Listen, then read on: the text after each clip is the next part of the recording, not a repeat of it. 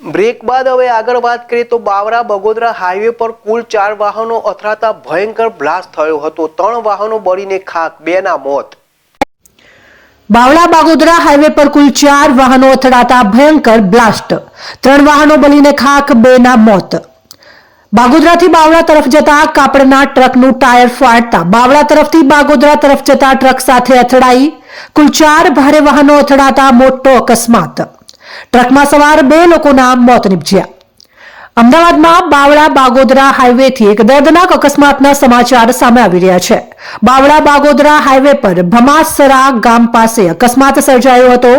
બાગોદરાથી બાવળા તરફ જતા કાપડના ટ્રકનું ટાયર ફાટતા બાવળા તરફથી બાગોદરા તરફ જતા ટ્રક સાથે અથડાઈ હતી અને આ ઘટનામાં કુલ 4 ભારે વાહનો અથડાતા મોટો અકસ્માત સર્જાયો હતો। વિગતો મુજબ ટ્રક અથડાતા બ્લાસ્ટ થઈને આગ લાગી હતી। આ અકસ્માત અને આગની ઘટનામાં એક ટ્રકમાં સવાર 2 લોકોના મોત થયા છે।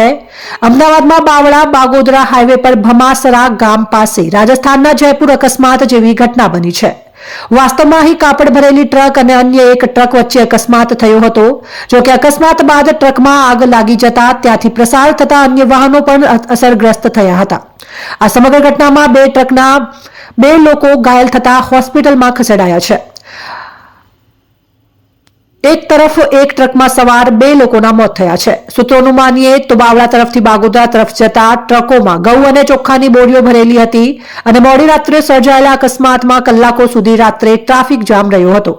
આ તરફ ઘટનામાં ફાયર બ્રિગેડને આગ ઉપર કાબુ મેળવાયો તો પોલીસે ટ્રાફિક જામને હળવો કર્યો હતો। એક તરફ હવે સામે આવ્યું છે કે કાપડ ભરેલ ટ્રક ચોટીલાથી અમદાવાદ જતી હતી। આ ટ્રક ચોટીલામાં રણછોડભાઈ રબારીની કંપનીની ટ્રક હતી। ટ્રકનો જૂનો ડ્રાઈવર પ્રદીપભાઈ રજા પર ગયો હતો તો મૃતક કમલભાઈ તેની જગ્યા પર આવ્યા હતા। નોંધનીય છે કે અકસ્માતની ઘટનામાં ડ્રાઈવર કમલભાઈનું મોત થયું છે, જ્યારે અન્ય એક મૃતક કોઈ પેસેન્જર હોવાની વાત સામે આવી છે।